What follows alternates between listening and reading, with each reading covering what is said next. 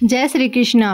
राधा की दीवानी चैनल पर आपका स्वागत है। आज मैं आपको देवशयनी या फिर पद्मा एकादशी व्रत की कथा और महात्म्य बताऊंगी, जो आषाढ़ मास के शुक्ल पक्ष की एकादशी को सुना जाता है। तो आइए शुरू करते हैं। आज युधिष्ठिर बोले कि हे भगवान, आषाढ़ मास के शुक्ल पक्ष की एकादशी का क्या नाम है? उस दिन कौन से देवता की पूजा करनी चाहिए तथा उसकी विधि क्या है? सो विस्तार पूर्वक हमें कहिए। भगवान श्री कृष्ण बोले कि राजन, एक समय नारद जी ने ब्रह्मा से यही प्रश्न पूछा था। तब ब्रह्मा जी बोले कि हे नारद, तुमने कलयुग के जीवों के लिए उद्धार के लिए उनसे उत्तम प्रश्न किया है, क्योंकि एकादशी का व्रत सब व्रतों में श्रेष्ठ है। इसके व्रत से समस्त पाप नष्ट हो जाते हैं। इस एकादशी का नाम पद्मा है। इसके व्रत करने से विष्णु भगवान प्रसन्न होते हैं। मैं एक पौराणिक कथा तुम्हें कहता हूँ, ध्यान पूर्वक उसे सुनो। सूर्यवंशी मानदाता नाम का एक राजा था। वह सत्यवादी, महान प्रतापी और चक्रवर्ती था। वह अपनी प्रजा का पुत्र की तरह पालन पोषण करता था। इसकी समस्त प्रजा धन धान्य से परिपूर्ण थी और सदैव सुखपूर्वक रहती थी। इसके राज्य में कभी भी अकाल नहीं पड़ता था। एक समय राजा के राज्य में अकाल पड़ गया और प्रजा अन्न की कमी से अत्यंत दुखी होने लगी। राज्य में यज्ञ होने बंद हो गए। एक दिन प्रजा राजा के पास जाकर प्रार्थना करने लगी, हे राजन, समस्त विश्व की सृष्टि का मुख्य कारण वर्षा है। इसी वर्षा के अभाव से राज्य में अकाल पड़ गया है और अकाल से प्रजा मर रही है। हे राजन, आप कोई ऐसा उपाय बतलाइए जिससे हम लोगों का दुख दूर हो। इस पर राजा मानदाता बोले कि आप लोग ठीक कह रहे हैं। वर्षा के न होने से आप लोग बहुत दुखी हैं। राजा के पापों के कारण ही प्रजा को दुख भोगना पड़ता है। मैं बहुत सोच विचार कर रहा हूँ, फिर भी मुझे अपना कोई दोष नहीं दिखाई दे रहा। आप लोगों के दुख को दूर करने के लिए मैं बहुत यत्न कर रहा हूँ। ऐसा कहकर राजा मानदाता भगवान की पूजा कर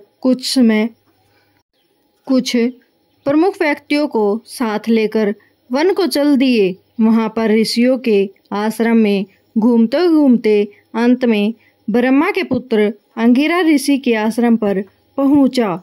उस स्थान पर राजा रथ से उतरा और आश्रम में आया। वहां मुनि अभी नित्य क्रम से निवृत्त हुए थे कि राजा ने उनके सम्मुख प्रणाम किया और मुनि ने उनको आशीर्वाद दिया। फिर राजा से बोले कि हे राजन, आप इस स्थान पर कैसे पधारे? सो कहिए। राजा बोले, हे महर्षि, मेरे राज्य में 3 वर्ष से वर्षा नहीं हुई है।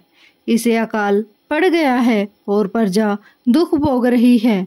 राजा के पापों के इसमें प्रभाव से ही प्रजा को कष्ट मिलता है। ऐसा शास्त्रों में लिखा है। मैं धर्मानुसार राज्य करता हूँ, फिर यह अकाल कैसे पड़ गया, इसका मुझे अभी तक पता नहीं लगा है।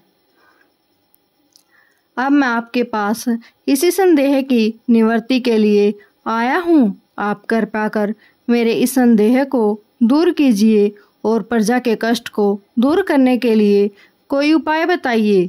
इस पर ऋषि बोले, हे राजन, यह सतयुग सब युगों में श्रेष्ठ है। इसमें धर्म के चारों चरण सम्मिलित हैं। इस युग में केवल ब्राह्मणों को ही तपस्या करना तथा वेद पढ़ने का अधिकार है, परंतु आपके राज्य में एक शूद्र भी तपस्या कर रहा है। इसी दोष के कारण आपके राज्य में वर्षा नहीं हो रही।